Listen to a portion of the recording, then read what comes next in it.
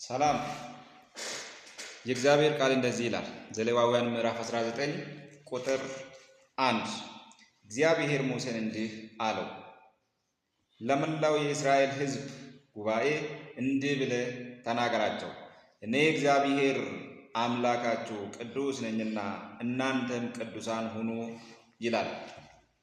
አንደኛ ጴጥሮስ ምዕራፍ 1 ቁጥር 15 እና 16 እንደዚህ ይላል፣ ነገር ግን የጠራችሁ እሱ ቅዱስ እንደሆነ እናንተ በኑሯችሁ ሁሉ ቅዱሳን ሁኑ፣ ምክንያቱም እኔ ቅዱስ ነኝና እናንተም ቅዱሳን ሁኑ ተብሎ ተጽፏል ይላል ጴጥሮስ ሲጽፍ።